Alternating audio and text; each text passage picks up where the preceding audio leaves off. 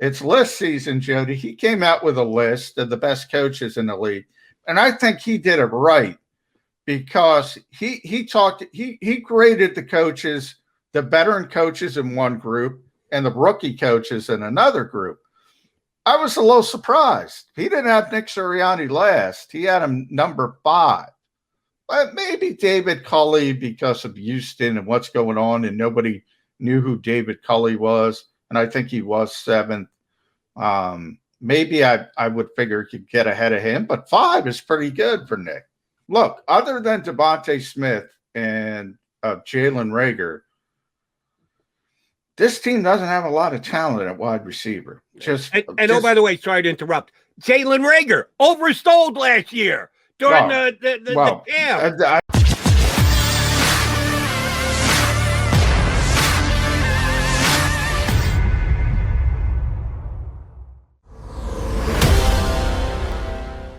The latest version of Mac and Mac here with you on Birds 365, McMullen and McDonald, hanging with you talking Eagles football. Should have a good guest next hour. We had a good one first hour. My buddy Glenn Mac now hopping aboard with us. Aaron Schatz from Football Outsiders scheduled to join us about 20-some-odd minutes from now. And I did get a text from Mac now during the break. I said, McMullen blames the Wi-Fi on the leaf blower, and that's why you dropped off. He got a laugh out of that. And I asked him the question that you asked on the air, who does a great segment on the weekends on WIP with Ray Didinger, who is as big an Eagle authority as there is on the planet. And their show is great. And they do an expanded interview every single week with someone, usually with some kind of Philadelphia tie, either played here, originally from here. Every once in a while, they take someone who only tangentially affects Philadelphia, but they get great top flight guests on when they do it.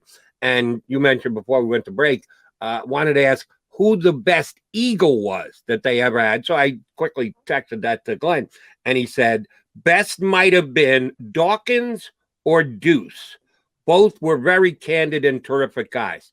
I missed the Dawkins one. I didn't hear it when it was on.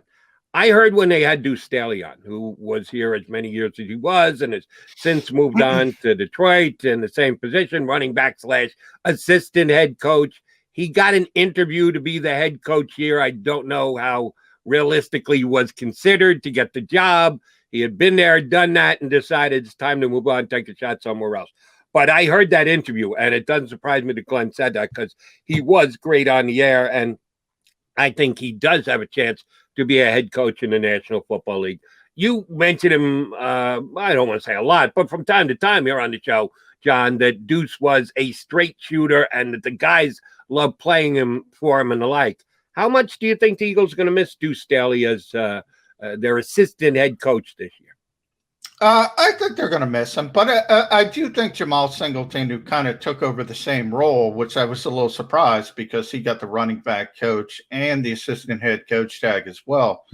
I think he's going to be a good coach, but as far as Deuce goes, I think he had to leave here to become a head coach, and ultimately that's the goals. And I always talk about the counterintuitive nature. I mentioned this with the Eagles. I mean, that they flat out said one of the reasons they gave Nick Sirianni, at least on the surface, a little more autonomy with the assistant coaches is because he had developed more relationships around the league. How did he do that, Jody? He moved from place to place.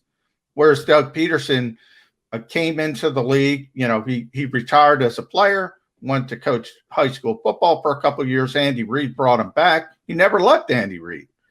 Success here, success in Kansas City. Why would you leave? To me, it's counterintuitive, but that's the way the league acts.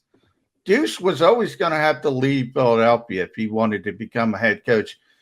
And I think he's in a good position for 2 reasons. One, Dan Campbell I heard him talk about when he hired Deuce, and he talked about a lot of times that assistant head coach tag, if you're being honest, it doesn't mean that much. And I don't know how much it meant here, although Deuce was in charge of the developmental program with the younger players, which I don't think helps him over the past couple of years.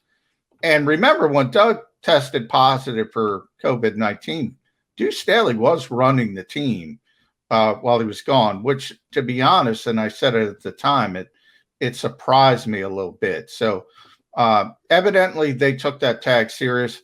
Dan Campbell looks like he's going to take it really, really seriously. He said, "This is my assistant head coach. This guy's going to be second in charge." And he wants to groom him. I always talk about head coaches. Man, they love when their guys become head coaches because it makes them look better. You start that coaching tree. So he seems really serious. I think Deuce Staley now has a chance to be a head coach in this league if things go well in Detroit. Now, people say things never go well in Detroit. Well, guess what? Low expectations means you don't have to go very high. All of a sudden, if you're winning 8 games now, you say, hey, they're doing a pretty good job. And then you spike up to 11 or 12. It could be that quick, Jody. You could be a hot head coaching name. There's only one flaw in your statement/argument. I bought almost everything you said except for one thing. Dan Campbell is already worried about his coaching tree. He's been a coach for 20 minutes and he's already laying out plans for how he's going to build a coaching tree to go.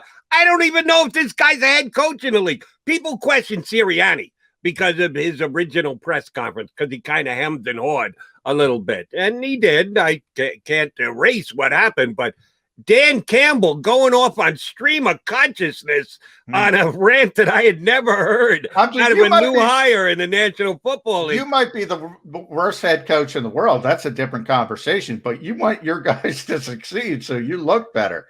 Hey, by the way, that reminds me, Connor Orr, our buddy who's been on the show a number of times, it's list season, Jody. He came out with a list of the best coaches in the league, and I think he did it right.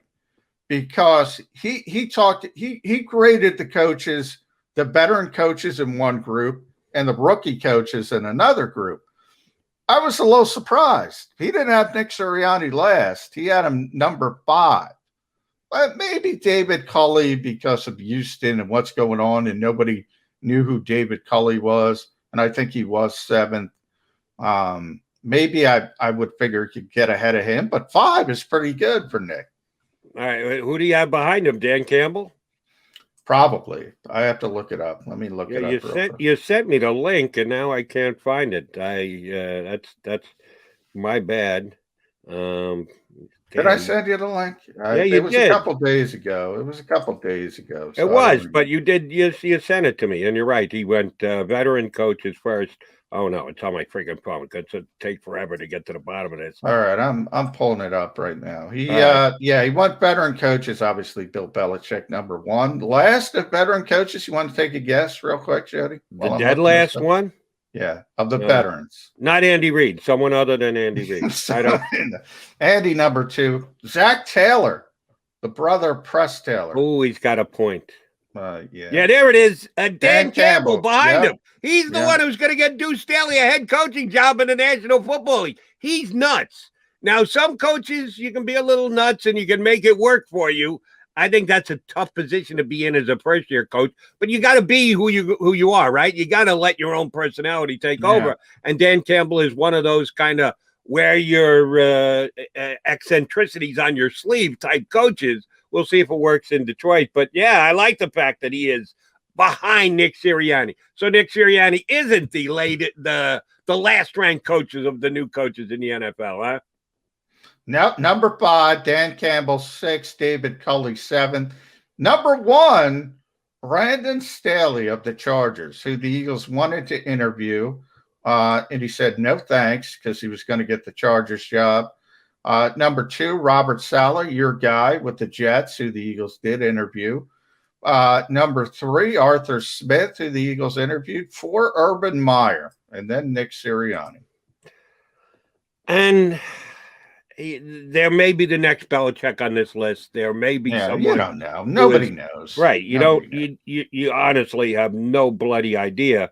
And I haven't read the article.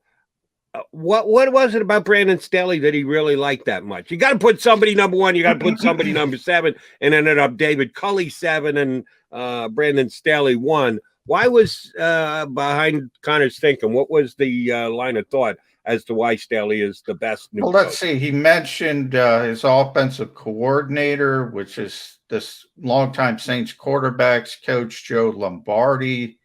You mentioned Staley's history. He's a former quarterback himself, but he was a defensive coach, so he kind of has an expertise on both sides of the football. And you got to pick somebody, I guess is what it comes down to. Right. And I'm not put off by the fact that it wasn't Robert Saleh, but he has gotten such buildup. Maybe it's just because I'm a Jet guy on the building of the culture. It's one of those phrases that I get it and I understand it. And I think it does have a lot of sway that before you ever call your first play, you got to build a culture. Probably building the culture is bigger when you're starting than season 8 if you're still sticking around and coaching the same team. The culture is already in place and you're just keeping it in place and continuing it. But you got to build it from the start. And supposedly Saleh has done a great job of that with the Jets. He hasn't won a game yet. And there are some Jet fan buddies of mine that swear this guy is the next Weeb Eubank just because they're so desperate for him to be that. Well, that again, I bring it up with Dan Campbell. You know, the Jets were so low. Adam Gase was such a disaster. Early, at least, Robert Saleh is going to have quite a honeymoon because he's going to look good. It's going to be tough for him not to look good. That's how bad it was under Adam Gase, as you know, better than anybody. There is only one way to go with the Jets, and that's up because they have been absolutely positively that bad for that long a period of time. All right, Monday's a good day here on the show, not only because John and I have recharged our batteries, or at least John has. I work all weekend. But it's good because a couple media outlets have people contributing on the weekends and or Monday morning, and that's the case again this week because our buddy Ruben Frank from NBC Sports Philadelphia and WIP puts out his 10 topics that are moving Ruben these days. And one of them that he touched on over the weekend was the fact that he thinks, kind of the John McMullen line of thinking here, there's only one direction to go with up when a team has been as bad as someone like the Jets and the Lions. He's taken that attitude toward J-Jaw. The JJ Arcega-Whiteside has been such a disappointment that he was a legit second-round pick. He's got pro wide receiver size, that his numbers at Stanford were pretty damn good in a major conference, touchdown passes and contested passes caught and the like, that he thinks something's going to click in for JJ Arcega-Whiteside this year. Johnny Mac? All right. Now, I've already played Creep today. Now I'm going to play Eagle Downer today. No shot. No chance. JJ Arcega-Whiteside is not only going to not have a breakout year for the Philadelphia Eagles. I actually think Howie Roseman, and don't kid yourself, Howie Roseman will make this call much more before any of the new Eagle coaches make this call. If he does nothing in the preseason, and it's only 3 games, and I get it, it's less than it usually is, but they'll have film on every single practice. If he's struggling like he did his first 2 years in the league, leading up to game 1 this year, I think he's going to be cut. I don't think he's going to make this team. I think they're going to suck it up and go, we made a mistake. We took this kid. We overevaluated him. We put him on too high a pedestal. We have to admit we made a mistake drafting JJ Arcega-Whiteside, and they're going to move on from him. I think that's a much better possibility of JJ Arcega-Whiteside actually having a breakout year. How about you? Well, a couple things, Jody. I'm with you. If he has a bad August, he's gone. He's cut. Here's the problem. He's never had a bad August. People forget he was downright good in training camp as a rookie. He was really good in training camp last year. What does it matter? That's my concern with JJ Arcega-Whiteside. I expect him, choking up. I'm getting so excited about JJ, Jody. I expect him to have a good August. But what does it mean? So, in other words, if he outplays your boy, Greg Ward, in the summer, if he outplays Quez Watkins, Sean Hightower, well, he did last year and he did the year before. Well, not, John was a rookie and Quez was a rookie. You get my point. He's played very well in training camp. So what does it mean if he gets to the regular season and he doesn't produce again? It's a really difficult decision for the Eagles because I expect him to play well as he usually does in training camp. Remember, this new coaching staff, Jody, they don't have any skin in the game. So he's got a narrow path. If he shows up and he outplays people, maybe they say, hey, this guy's pretty good. Let's throw him out there. And then it becomes, are you going to produce in the regular season? I think JJ's got a chance to make this team.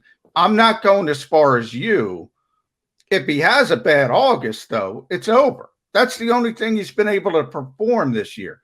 To this point of his career is in training camp, is in August. He's played very well at practice, and he's been able to do those things. I will say, Jody, I will say the one thing, if you want to hang your hat on JJ, he's injured all the time. And he plays through injuries. Eagles fans would ask me all the time, why does the coaching staff like Nate Gary? What? He stinks. He's this. He's that. He misses tackles. He played through injuries. People don't realize. He played through a sports hernia an entire season. He fought through it. They had tremendous respect for that. I'm not saying that's what happened with J.J. Arcega-Whiteside because he didn't perform even to a Nate Gary level. How sad is that? Oh. But he played through injuries. He was constantly banged up. And coaches gain respect for you if you're willing to do that. Now, it's a new coaching staff. That's not the old coaching staff. But they also have a clean slate. So if he performs, and the reason he didn't perform was because of those lower body injuries and he was playing through them, if you want to hang your hat on something, maybe you can hang your hat on that. It just dawned on me when you said J.J. Arcega-Whiteside 2 Augusts in a row has actually gotten the job done. Yes. It dawned on me that I haven't gone off on this rant here on Birds 365 that I have elsewhere. And mostly it's here in Philadelphia, but it can be applied to any team, any place, any time when it comes to the National Football League and preseason action. But I got the taste of it here in Philadelphia over the last several years with a couple of different players. And yes, I point the accusing finger of guilt at the fan base, but they get it. They understand it. I get it from them. They're looking at things through eagle-colored glasses, and they want the home team to be something that they may or may not be. Root for the home team. If they don't win, it's a shame. So while I roll my eyes when I hear from Eagle fans on how great a guy looked in shorts and a T-shirt, that's a fan. That's to be expected. But some members of the media in this town, your brethren on the Eagle beat, I'm not pointing the finger at you, McMullen, but some of the guys that you share grass time with have bent over backwards to say how great wide receivers, J.J. Arcega-Whiteside and Nelson Aguilar come to mind, look in practice. The moves, the ability to pull the ball into their hands, the ability to sprint past in the summer, in shorts, in a T-shirt. And then the season starts, and they don't do the same thing. Shockingly, he can't perform to the level that he did against his own teammates in practice when the other team is actually trying to stop him, and he's actually got to wear shoulder pads. Shockingly, he can't play anymore. How is this happening? Well, there is a mega difference between doing it in shorts against your teammate in the summer and doing it on Sunday afternoons in the National Football League game. And yes, I've called a couple of Eagle beat guys on the carpet for overhyping, overselling and this position specific. It can happen at any position, but wide receiver position specifically, people putting too much emphasis on what they did in preseason practices. Not even the practices. They're going to practice here against the Jets and the Patriots. I'm not even talking about that because that at least is with pads on and a team on the other side of the field whose job it is to try and actually stop you. No, I'm talking about when it's Eagles on Eagles. when it is just a T-shirt on or shorts, people oversell it, and J.J. Arcega-Whiteside is one of those. My God, he was the greatest thing since sliced bread his rookie camp.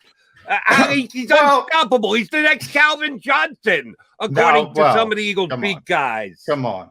I hope nobody said that, but damn close. What do you want people to say? He performed poorly if he performed well?